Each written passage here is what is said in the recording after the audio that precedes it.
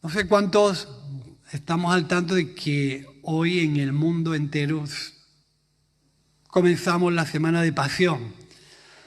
Una semana que para muchos tiene un sentido, que para otros tiene otro significado, pero es una semana que en alguna forma el mundo entero se vuelca en poder tener en cuenta a Dios desde distintas perspectivas, ¿no? Esperemos que la gracia de Dios nos ayude a poder entender qué significa esa pasión o esa decisión de Jesús de ponerse al servicio de su Padre para la reconciliación con el mundo y para el perdón de los pecados del mundo. La Biblia comienza en el Evangelio de Mateo con un nombre que le dan a Jesús y le ponen como nombre Emmanuel.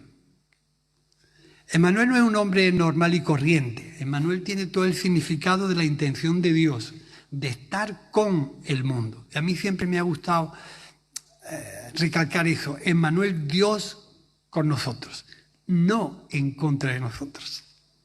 Mira que tenemos cosas para que Dios pudiera estar en contra nuestra o para que Dios no hiciera nada a favor nuestra. Pero fijaros cómo empieza el Evangelio de Mateo.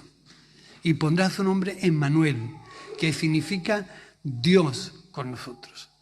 Como preparando toda una trayectoria para lo que iba a ser el final de Jesús. Nadie se podía imaginar que Jesús iba a terminar en la cruz. Pero el propósito de Dios ya estaba muy marcado en la vida de Jesús. Estaba muy marcado desde antes. Fijaros que en esta semana, la semana de pasión que hoy todo el mundo celebra con ramas y con olivos y palmeras, y para muchos tiene un significado religioso, para otros tiene un significado festivo. Pero sea lo que sea, el mundo está alrededor pendiente de la obra de Dios. Y nosotros debemos de orar para que en esta semana, que es una semana donde la gente, por lo que es la semana, está más pendiente de tener en cuenta a Dios, pues que Dios pueda bendecir, abrir corazones, tocar conciencias, de alguna forma que la gente pueda tener en cuenta a Dios.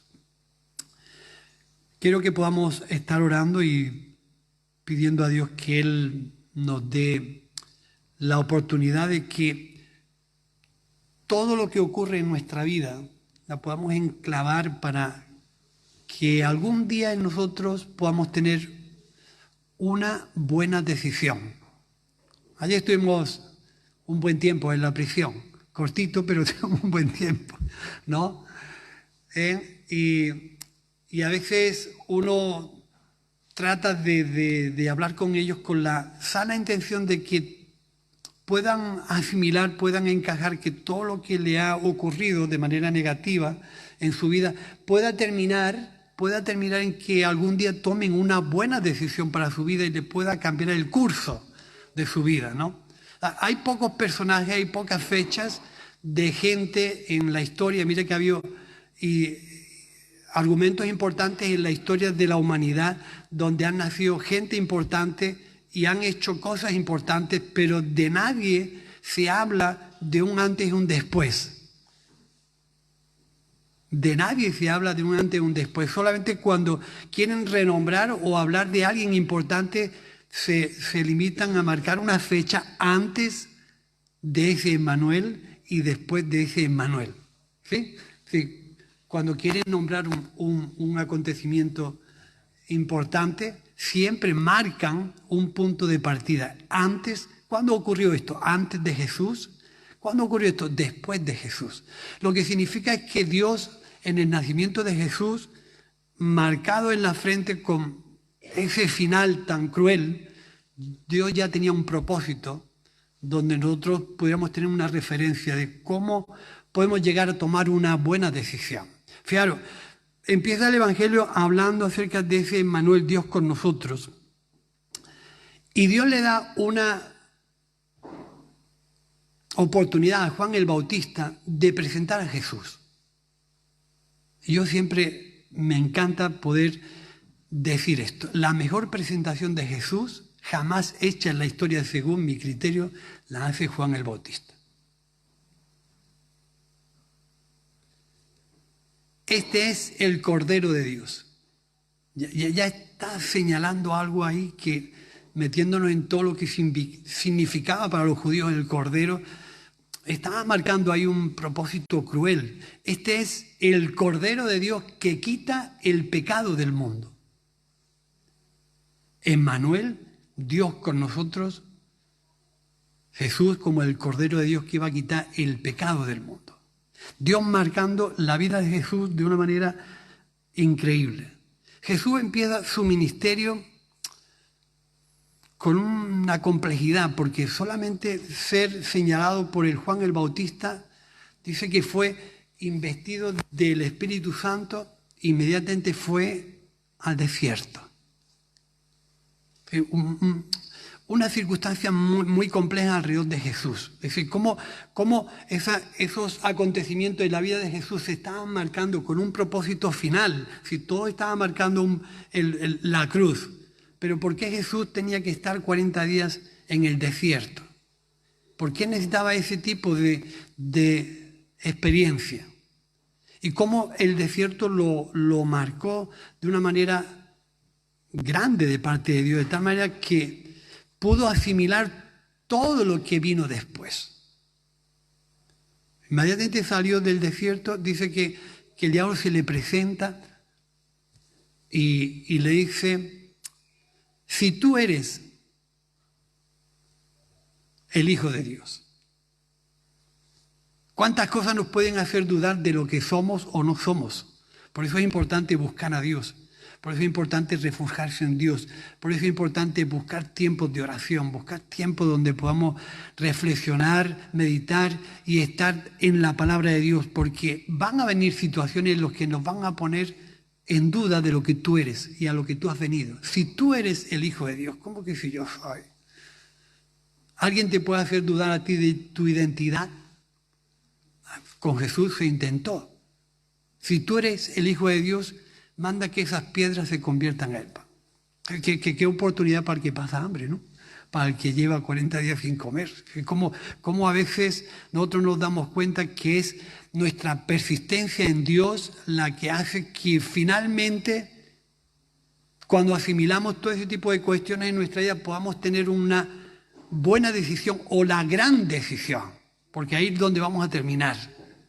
Jesús tomando la gran decisión, porque previamente Dios lo preparó para afrontar circunstancias de mucha dificultad, de mucha envergadura. Jesús fue tentado en su humanidad para que el plan de Dios no pudiera llegarse al final. Si tú eres el Hijo de Dios, haz que esas piedras se conviertan en pan. Si tú eres el Hijo de Dios, tírate por este pináculo. Si tú quieres, yo te voy a dar todos los reinos de este mundo. Fijaros lo que a Jesús le proponen. Todo dentro de lo que iba a suceder finalmente. Y yo quiero que este tipo de cosas las podamos simbolizar de tal forma: ¿qué ocurre en tu vida? ¿Qué está ocurriendo? ¿Qué ha ocurrido? ¿Qué puede ocurrir como preparación para que tú tomes la gran decisión que es servir y consagrarte a Dios? La gran decisión de decidir por todas, ocurra lo que ocurra, servir y consagrar tu vida a Dios.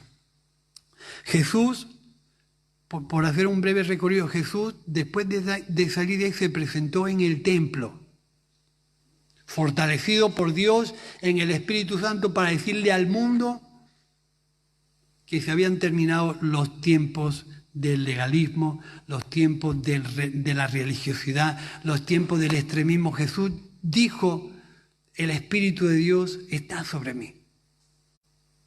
Y lo dijo en el sitio más idóneo donde se tienen que decir las cosas, con todo un mundo religioso allí presente. El Espíritu de Dios está sobre mí porque me ha ungido para dar buenas nuevas a los pobres. Y resulta que allí no había ningún pobre, ningún cojo, ningún encorvado, ninguna prostituta, ningún despreciado estaba allí. Y públicamente dijo: porque el Hijo del Hombre ha venido a buscar a los que están perdidos. Y como vosotros pensáis que no estáis perdidos, yo saldré de aquí a buscar a los perdidos. Y a los que están o van a ser mis seguidores, les voy a decir que vayan por los cruces y por los caminos y por todo tipo de lugar y se lo traigan a la mesa del Señor. Fijaros cómo Dios estaba preparando el carácter del Mesías, el carácter del enviado, el carácter de aquel al que Dios había puesto toda su confianza para que él y sus seguidores llevaran un mensaje muy concreto al mundo. Yo he venido a buscar y salvar lo que está perdido.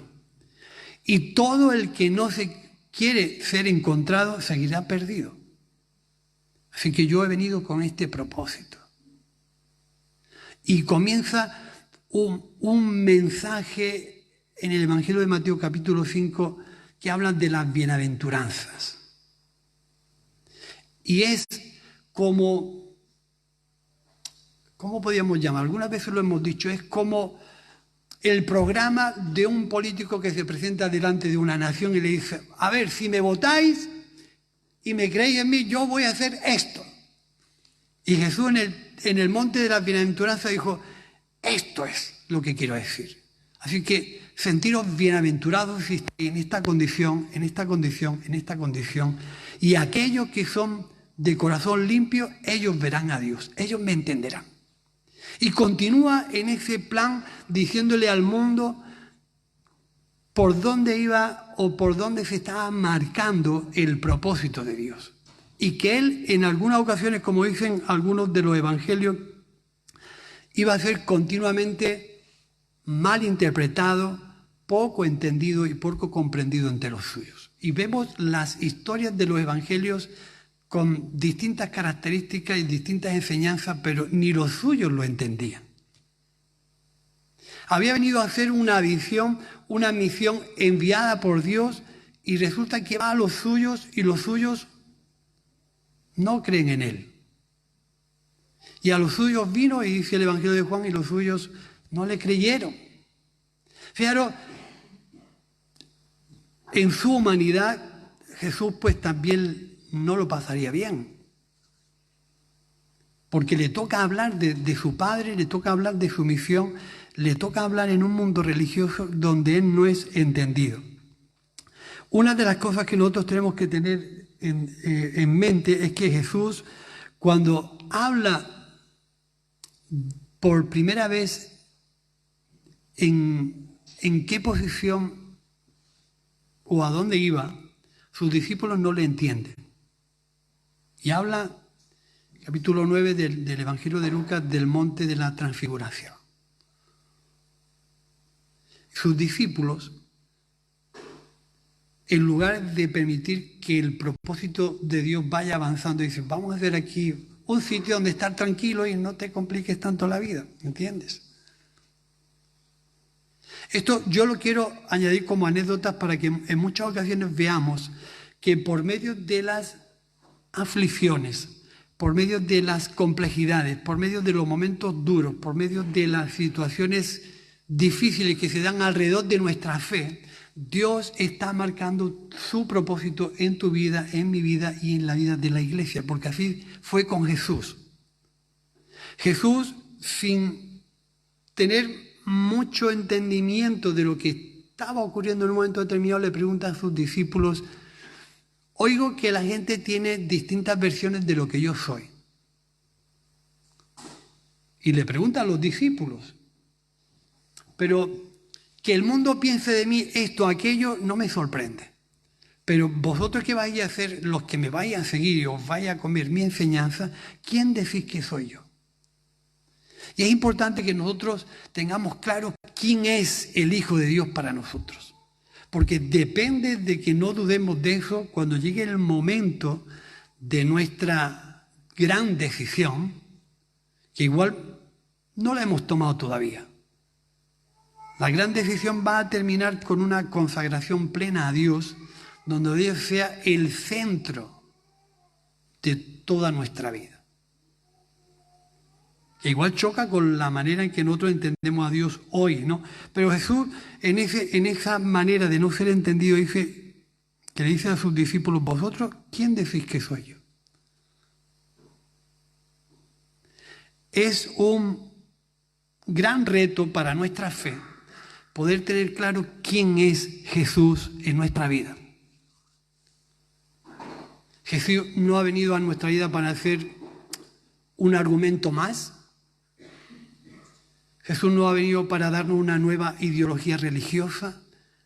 Jesús ha venido para ser el Señor de nuestra vida. Y cuando alguien es Señor de nuestra vida, todo lo que ocurre a nuestra vida está sujeto a lo que Él quiera decidir o marcar en nosotros. Y así es como Jesús veía a su Padre. No puedo yo hacer nada sin que mi Padre me lo diga, sujeto a su Padre de una manera continua. Jesús en sus múltiples enseñanzas, como decíamos antes, es mal interpretado, cuestionado y en muchas ocasiones increpado a pillarlo en el fallo. Y vemos a lo largo de los evangelios cómo muchas preguntas que se le lanzan a Jesús en momentos determinados, pues tienen un poco de intencionalidad maligna. ¿Es lícito dar tributo al César? ¿Tú qué piensas? ¿El bautismo de Juan qué fue? ¿De Dios o de los hombres? Se le lanzan: ¿quién es mi prójimo? ¿Con qué autoridad tú haces estas cosas? Y lo ponen en un entredicho. De todas maneras, que la identidad de Jesús siempre está a punto de romperse, a punto de que se pueda desatar y destrozar todo. Pero es esa afinidad que Él tiene con su Padre la que le hace siempre decidir bien y poner las cosas en su sitio. Si vosotros me preguntáis de quién es el bautismo de Juan, de Dios o de los hombres, y Él siempre pone ahí un punto donde yo voy a preguntar otra cosa. ¿No? A ver qué me respondéis. Y esa fue un poco la docencia de Jesús. Pero con esto quiero decir que todo lo que ocurre en la vida de Jesús lo lleva de una manera abierta a hablarle a sus discípulos de hacia dónde va Él.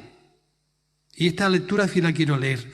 Dice en Mateo 16, 21 al 26, después de este preámbulo de cositas, Jesús dice que le habla abiertamente a sus discípulos de hacia dónde va.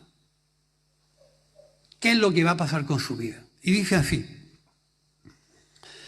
Mateo capítulo 16, versículos 21 al 26 dice: desde entonces comenzó Jesús a declarar a sus discípulos que le era necesario ir a Jerusalén y padecer mucho de los ancianos y de los principales sacerdotes y de los escribas, y ser muerto y resucitar al tercer día.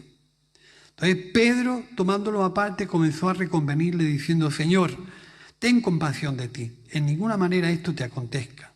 Pero él, volviéndose, dijo a Pedro: quítate delante de mí. Duro lo que le dice. Quítate delante de mí, Satanás, porque me eres tropiezo, porque no pones la mira en las cosas de Dios, sino en las de los hombres. Y entonces Jesús dijo a sus discípulos: si alguno quiere venir en pos de mí, níguese a sí mismo, tome su cruz y sígame. Porque todo el que quiera salvar su vida, la perderá. Y todo el que pierda su vida por causa de mí, la hallará. Porque ¿qué aprovechará al hombre si gana todo el mundo y pierde su alma?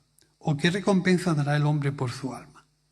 Fijaros qué escritura más dura e incomprensible para su gente, que estaba esperando a alguien. Bueno, Israel era un pueblo siempre sometido a la esclavitud, a la opresión de las autoridades romanas, y no estaban cómodos, ¿no? Y ellos, por lo que sabían del Antiguo Testamento, esperaban una liberación diferente, un estado diferente. Veían a Jesús, pero claro, Jesús usa armas totalmente fuera de lo común. Jesús usa armas en el sentido figurado, fuera de lo común. No es polémico, no es gritón, no es un guerrero, no es alguien al que ellos querían, bueno, hacerlo a su imagen y semejanza. Y dice que abiertamente le habló de hacia dónde iba a ir él. Iba a ir a ya lo anunció el Bautista, este es el Cordero. Este es el Cordero que quita el pecado del mundo. Entonces, los discípulos un poco se quedan extrañados.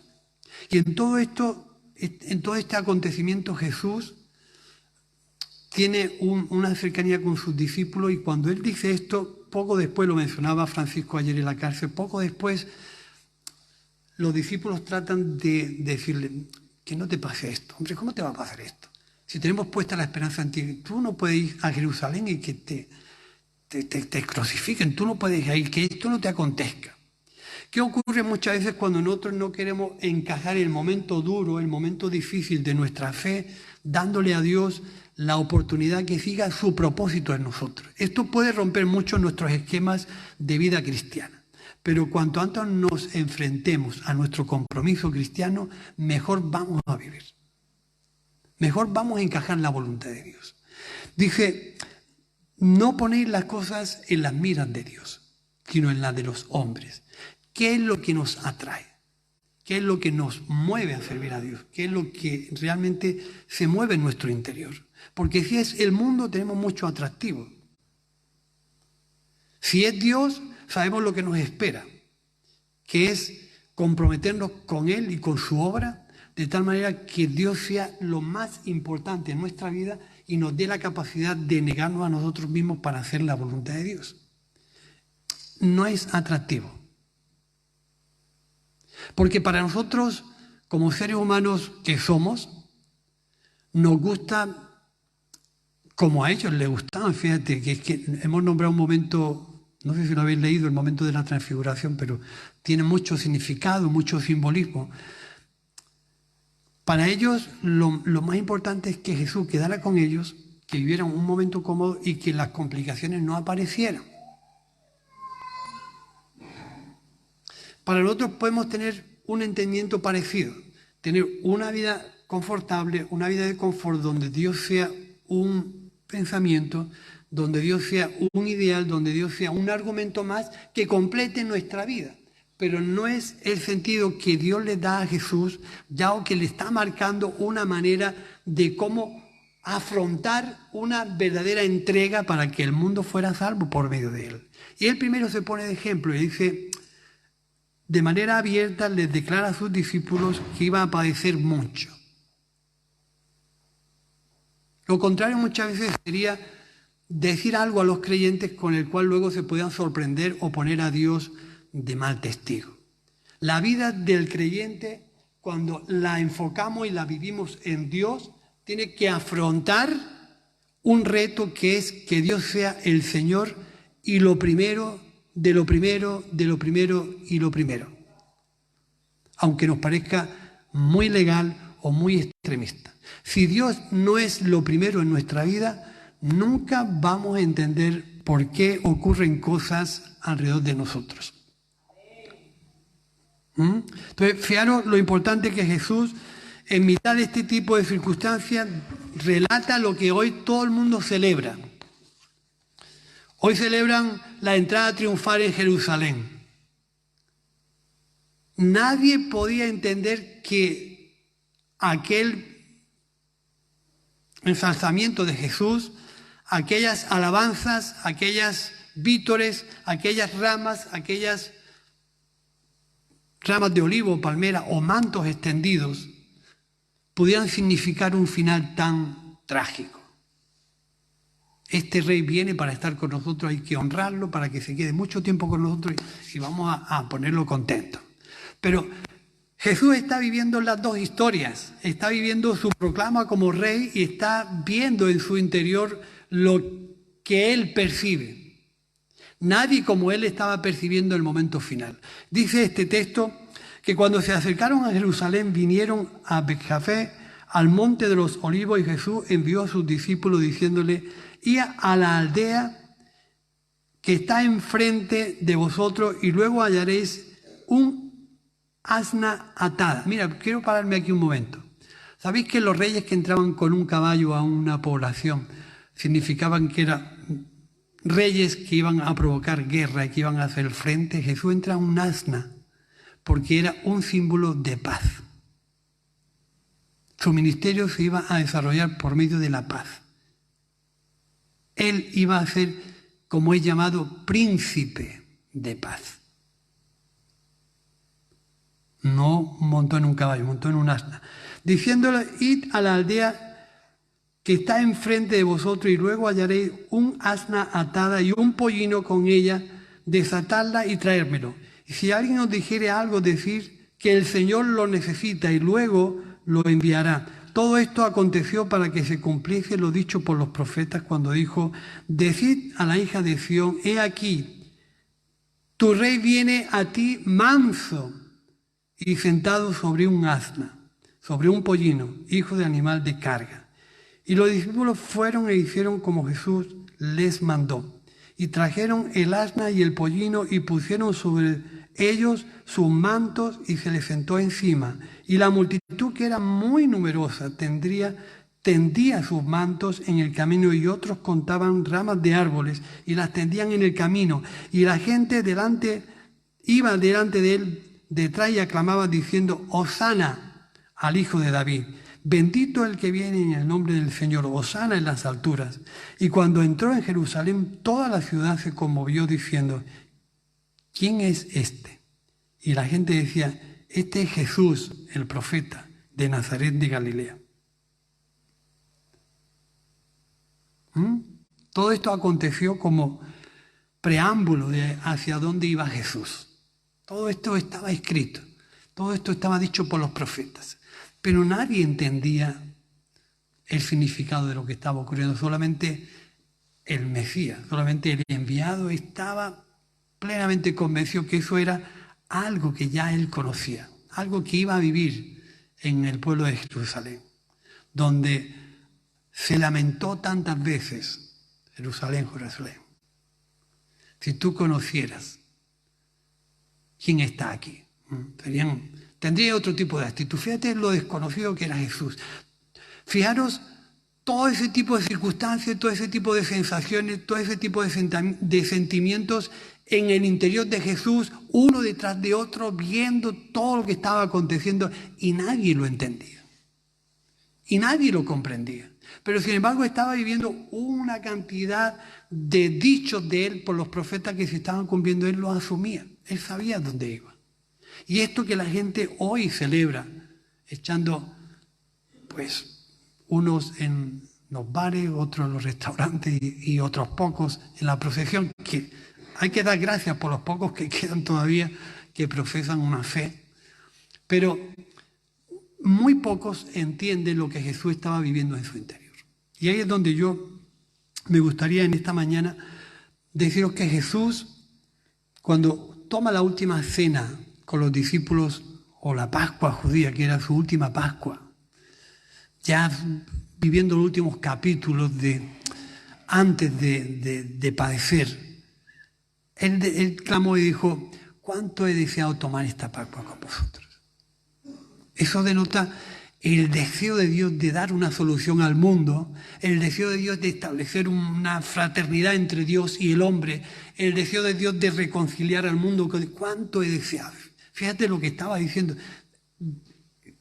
Esto yo lo esperaba con un gran deseo de que ocurriera ya, porque si no el mundo no iba a entender a Dios. En ese momento hay gente que lo traiciona, pero no le niega el pan y el vino, sino que toma con él pan y vino. Poco después se encuentra con ese Pedro lleno de sombras y de luces, que en un momento determinado dijo, pues, si tengo que dar mi vida por ti, pues yo la voy a dar. Tú no sabes lo que estás diciendo, no sabes a qué te enfrentas. ¿Cuántas veces nosotros nos aventuramos a decir cosas de ese tipo como actitudes valientes o emocionales, pero no entendemos el significado muchas veces de nuestras expresiones? Pedro dijo, yo mi vida daré por ti. Yo como me voy a escandalizar de ti. Pero muchas veces nosotros donde nos encontramos.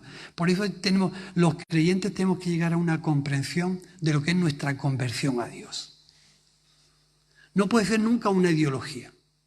No puede ser nunca una cantidad de ideas que hemos cambiado por otras.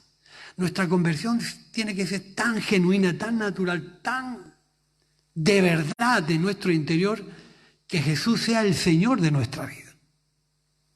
Que Jesús sea el que pastoree nuestra vida. Que Jesús sea el que nos aconseje cómo salir de los momentos de duda.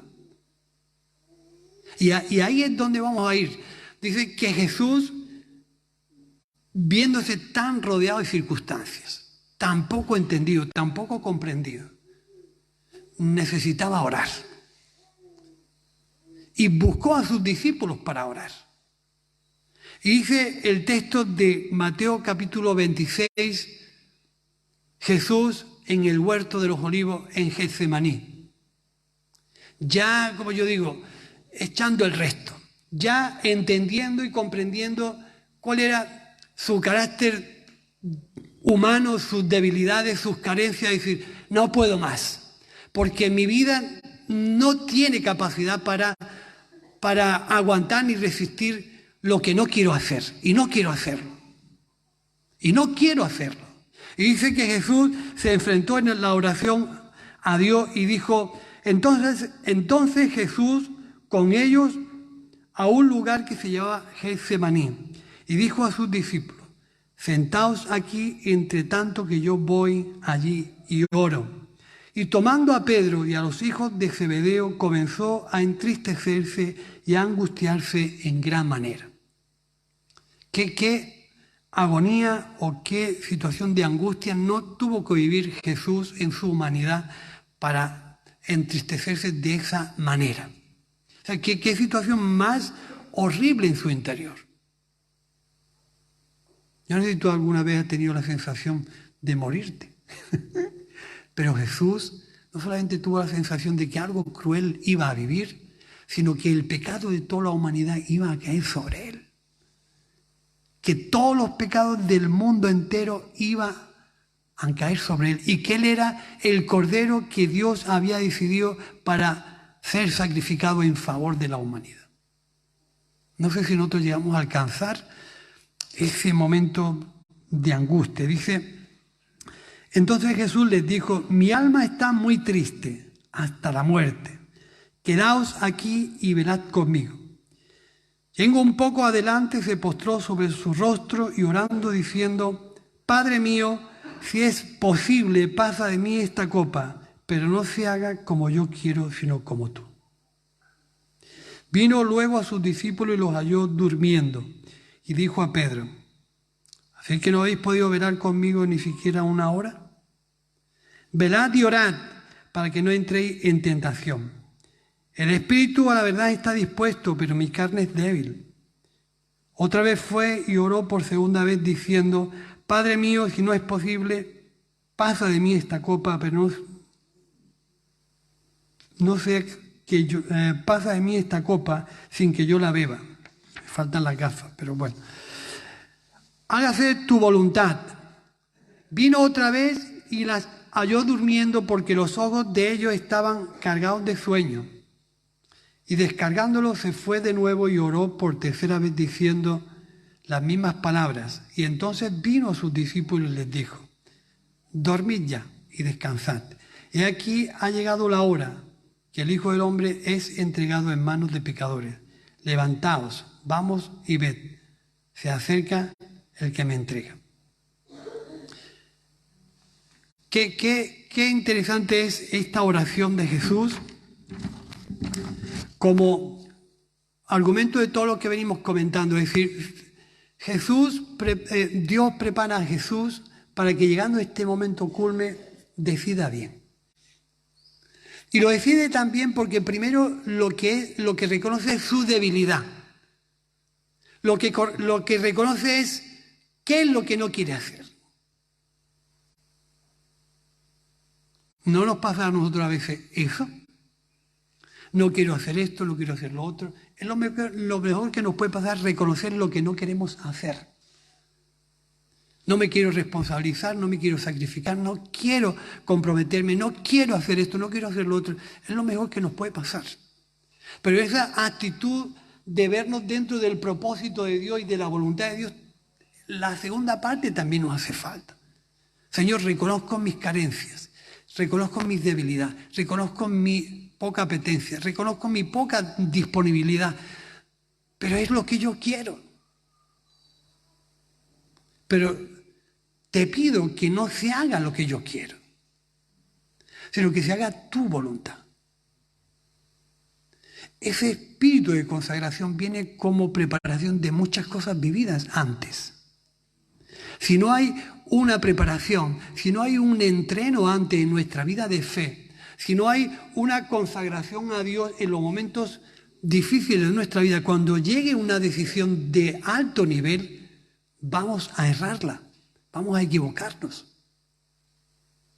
Y lo que en alguna forma Dios quiere enseñarnos es que todo lo que ocurre en nuestra vida es como una preparación para que tomemos la gran decisión de nuestra vida, que es consagrarnos para que Dios cumpla su voluntad en nosotros y no se haga lo que nosotros queremos. No se haga lo que nosotros deseamos, que es muy lícito, pero no entra dentro de los planes de Dios. Y fíjate, muchas veces lo que ocurre, mientras las cosas graves están sucediendo, el mundo duerme. El mundo no es consciente de ese sentimiento de sacrificio de Jesús por ellos, que puede o podemos dar por válido que lo puedan pensar. Lo que no puede pasar es que la iglesia esté dormida. Eso no puede ocurrir.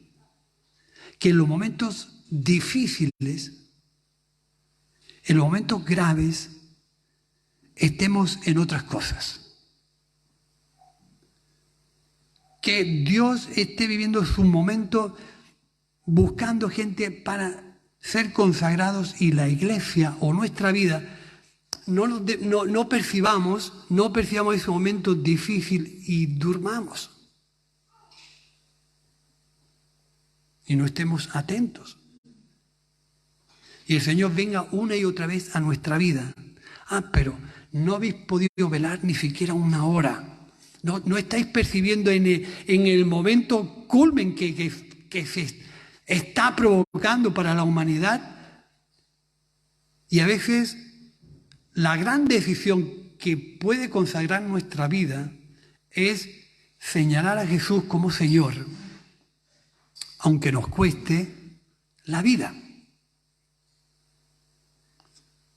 No física, pero sí la vida que nosotros hemos planteado. Porque el reino de Dios necesita otro tipo de actitudes, otro tipo de conductas. Y mientras Jesús nos manda por los caminos, por las encrucijadas, por los lugares difíciles, no podemos estar deseando, vamos a hacer aquí unas cuantas ramadas, nos vamos a sentar y vamos a estar tranquilos. Que esto no es para mí, esto no es para nosotros. Y durmamos. Y cabeceemos y no nos damos cuenta. Y Jesús le dijo a sus discípulos, velad y orad para que no entréis en tentación. Porque cuando seamos tentados, si no asimilamos todo lo que ha ocurrido en nuestra vida como parte del propósito de Dios para que tomemos la gran decisión, para que tomemos el motivo central de nuestra consagración a Dios, nos podemos equivocar.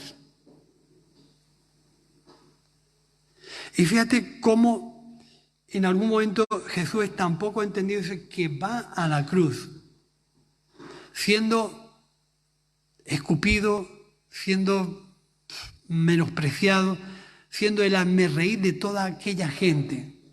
Su propia gente lo abandona. Y aún en su interior dice que él se sintió desamparado por su padre. La más absoluta soledad en el momento más duro de su vida.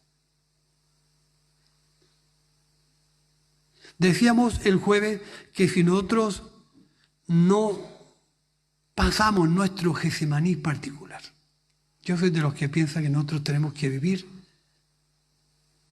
nuestro Getsemaní particular. El momento donde todo... No me puedo apartar del micro porque no se escucha. En el momento donde todas las cartas se ponen sobre la mesa y yo me arriesgo. Y escuché una frase que siempre me gustó.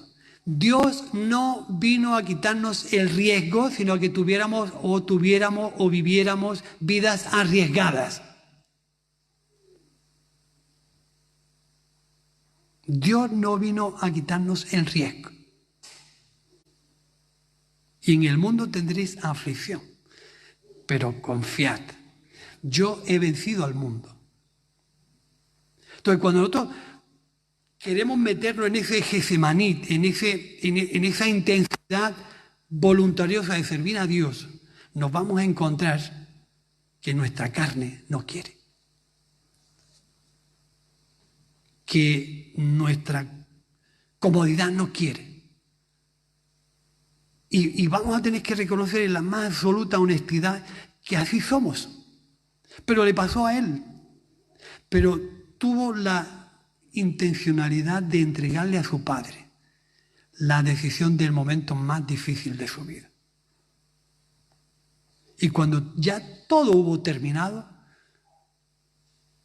dijo: consumado es, esto ya está hecho. El mundo puede estar tranquilo. Todo lo que tenía que hacer lo he hecho. Así que a la iglesia le queda en este tiempo, a nuestra fe le queda en este tiempo, que no nos podemos permitir dormirnos. Que Dios en alguna forma debe ser en nosotros lo máximo, lo más central, lo más crucial de nuestra vida, para que podamos entender que así como a Jesús le acontecieron tantas historias y tantas experiencias como preparación de su crucifixión, nosotros no vamos a hacer menos. Nosotros no vamos a hacer menos. Por eso es importante que ese momento culmen de nuestra vida nosotros podamos tenerlo. Que nos pueda despertar.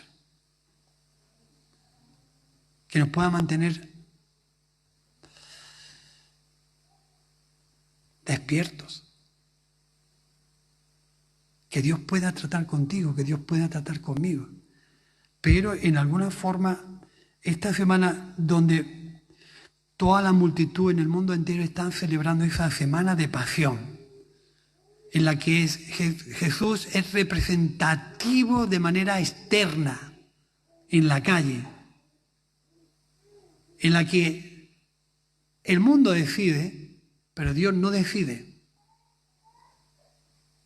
Y en este tipo de comentarios que hemos hablado esta mañana, se trata de que esta obra de pasión de Cristo en favor de la humanidad sea lo que nos mueva a nosotros,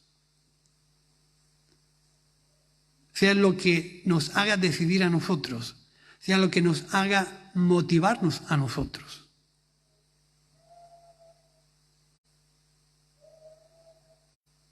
Es incomprendido el mensaje de Jesús en nuestra vida. Y si el Señor nos preguntara: ¿quién decís que soy yo para vosotros? Le daríamos, yo creo que las respuestas más perfectas del mundo. Porque todo el mundo sabemos quién es Dios, quién es Cristo, qué es su obra. Pero ¿qué estaríamos dispuestos a hacer desde esa comprensión? Es cuestión de hasta dónde quieres tú llegar en tu compromiso con Dios. Digo esto para que el Evangelio no nos sorprenda. para que el Evangelio no sea algo que nos defraude. Yo hace mucho tiempo me comprometí en poder enseñar muy bien el Evangelio. No quiero entorpecer a nadie, no quiero enseñar malamente a nadie, no quiero defraudar a nadie, pero el Evangelio tiene estas características. El Evangelio tiene esta profundidad. Y Dios para ti no puede ser alguien que se te caiga al suelo. Tiene que ser alguien al que tú dignifiques, al que tú honres, al que te alegre servir, al que te alegre consagrarte. Tiene que ser alguien que te motive, que te dé una nueva estructura de vida, una formación, una educación, una manera de ver el mundo diferente. Dios tiene que ser eso en nuestra vida. No puede ser otra cosa. Alguien que dio su vida con esta intensidad, con este nivel de entrega, no puede ser alguien que fracase en nosotros. No puede ser alguien que no nos motive, no puede ser alguien que no nos alegre. No puede ser alguien por el cual no hagamos todo lo que Él nos pide y nos señala en nuestra vida. Tiene que ser alguien que nos motive de tal forma que nosotros podamos decir, heme aquí, Señor. Heme aquí. Nosotros tenemos que evitar que las piedras hablen por nosotros. Yo quiero hablar.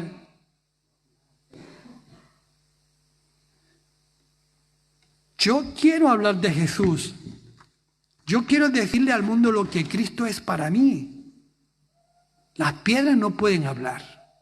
Y nosotros somos los enviados de hablar de esa noticia en toda su envergadura para que aquellos que crean sean y entiendan a qué se enfrentan. Si alguno viene en pos de mí,